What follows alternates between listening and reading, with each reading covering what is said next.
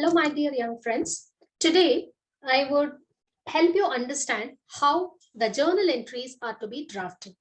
So, usually, class 11 students find it a little difficult to begin with framing the journal entries.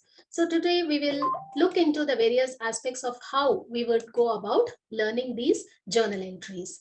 There are two ways, students, how you can frame the journal entry. And for this, the study of the nature of accounts and both under the Indian style as well as American style, along with the rules of debit and credit becomes quite important. So to begin with, in this session, we will have the discussion upon the Indian system, that is based on the English system, that we will try to help ourselves understand over the analysis of the transactions and also to frame a journal entry.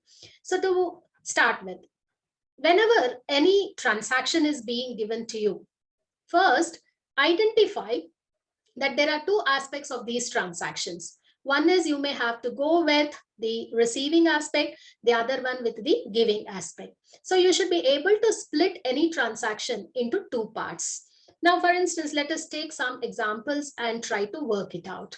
Now, when we take a transaction like this, Mr. A commenced business with cash. So here, Mr. A commenced business with cash. You find different aspects of the study. Like for here, you have Mr. A and you have Mr. A's business. And also another element that would come into the picture would be cash.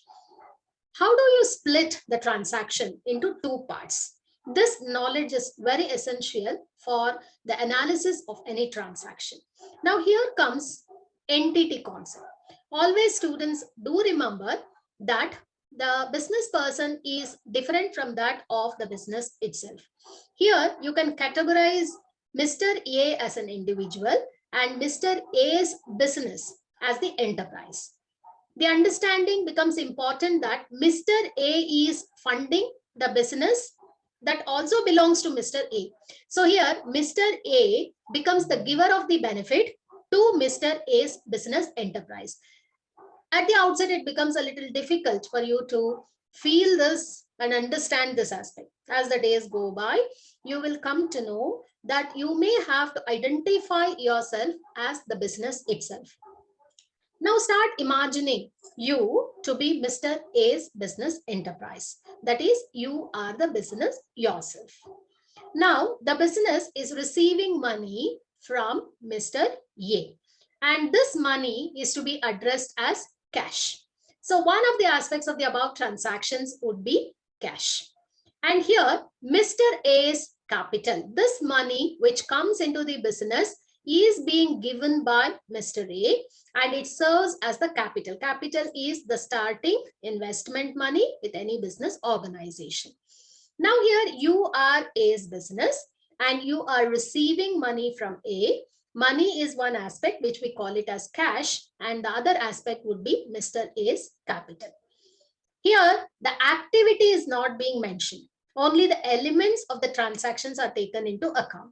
Commencing the business is an understanding over here. Always remember, activity of the business is not taken into account. Now proceeding further, as you categorize these aspects according to the English system of accounting, do remember that there are three nature of accounts under English system: real account, personal account, and nominal account. So here all the assets fall into the category of real account, including cash in hand, cash at bank, debtors, stock, land, machinery, buildings, investment. All these are examples into real account. Personal account would identify the name of the individual or the name of the business organizations. And nominal account will speak about expenses, losses, incomes, and gains. Now, you should be able to identify what is the nature of each one of these accounts. Categorically, we will use this word account with every element of the transaction. So when you say cash account, it comes into the nature of the real account. Similarly, Mr. A, as I told you, the name will be the representative of the personal account. So A's capital would be identified into the category of personal account. So the first step, we are trying to divide the transaction into two parts of the giving aspect and the receiving aspect. And then the second step is to identify the nature of the account.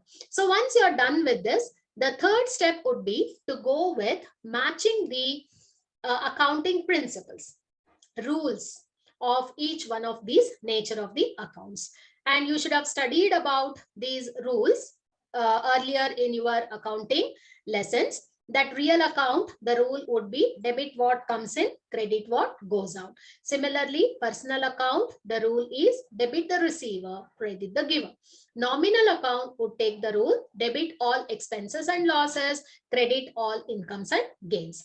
Now, cash account being in the real account nature. So you must ask the question which matches the rule over here, children. And real account says debit what comes in, credit what goes out. Now your question will be, is cash coming in or going out? I repeat, what would be the question here for you? Is cash coming in or going out? So you understand that you are the business. From your point of view, that is business point of view only, the thinking should proceed. So here cash is coming into the business. Please follow this carefully.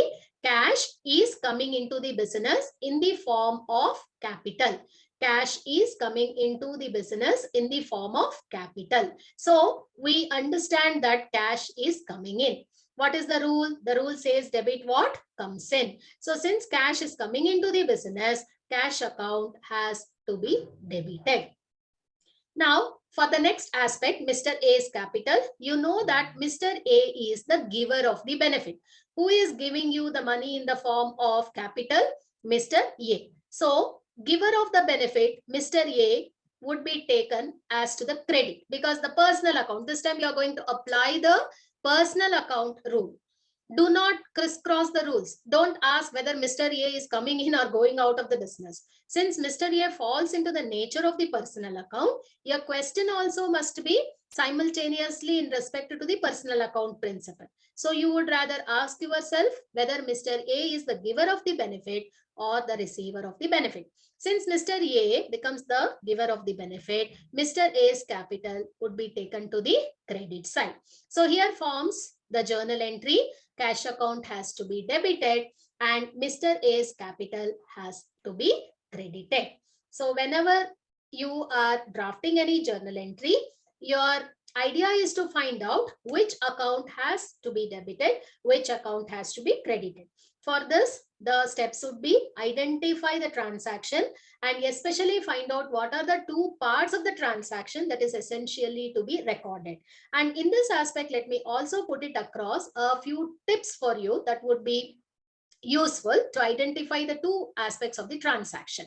Always remember the words paid or received. These words would be identified with cash. So whenever you find in a transaction received or paid aspects, automatically one part of the transaction would always be cash.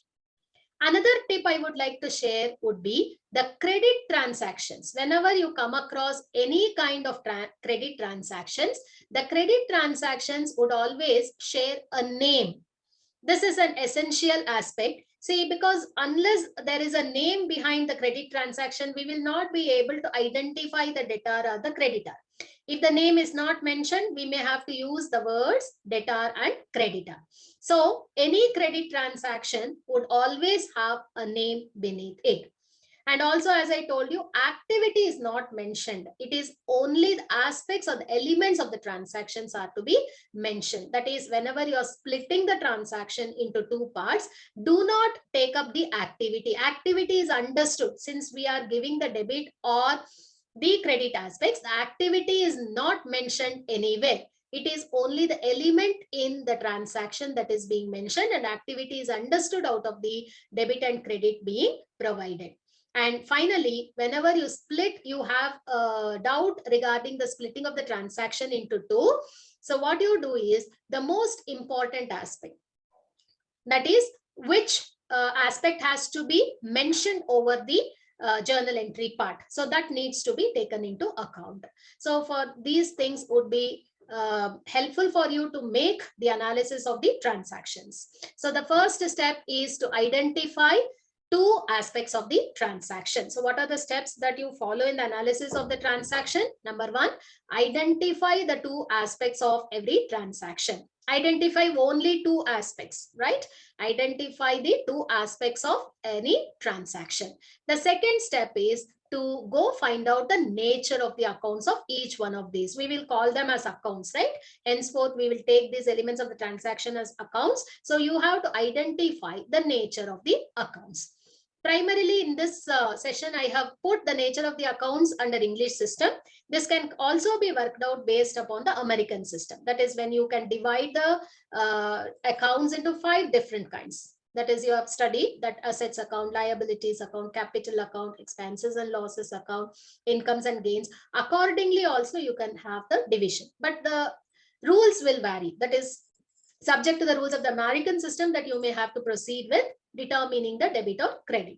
So here the third step would be to match the rule. So when you are matching the rule, it is important that rule should be in your mind, and also you have to ask appropriate questions. Ask appropriate questions. Appropriate meaning what is appropriate to that particular rule. For instance, I have given an example as to is cash coming in or going out. You would not say is cash the receiver or the giver. Likewise, you have to ask the appropriate questions and accordingly match the rule. Once you match the rule, use entity concept. You always, while matching the rule, do remember it is a two-dimensional thinking. Use entity concept. Believe that you are the business enterprise, and then you may have to decide the debit and the credit aspects. Right? So whether an account has to be debited and whether it has to be credited. These things will be decided based upon your entity concept. So once you are done with this, students, you may have to be well versed with the format of journal entry. So the format of journal entry is very simple. So here you have, it is since journal entry is going to be the first book of entry, and also it is based upon your chronological order. You know what chronological order is? So it goes with date-wise record of the transactions. So in such a case, you may have to go for date column compulsorily, followed by particulars. In particulars, we will be noting which account has to be debited, which account has to be credited. Then this smaller column, it would indicate LF number. LF number actually means the ledger folio number. So let me put it across your format over here. So the first column indicates the date column, where you will be writing the date over, and then followed by it particulars. Particulars will let you know which column has, which account has to be debited, which account has to be credited. The next is on LF number, ledger folio number. So the ledger folio number will indicate actually the folio means page. So the page number of the ledger would be put as a reference over here.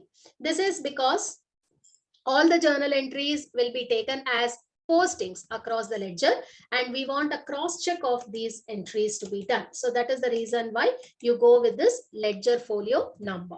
And then debit amount in rupees. So here whatever debit is there, that amount will be taken to this column, and finally it is credit amount in rupees. So these are amount columns, students, that you may have to put the respective money over here. So this is how the journal entries would go. And what would be the heading generally? We would write it as journal entries in the books of so-and-so trader. So when you write the heading, it would read like this: journal entries in the books of the trader's name would happen. And you can even mention the period also for the month of so-and-so. Likewise, you can mention the period also. So across this particular entry that we have done, I'll just show you how it would appear. Imagine 1/4/2022.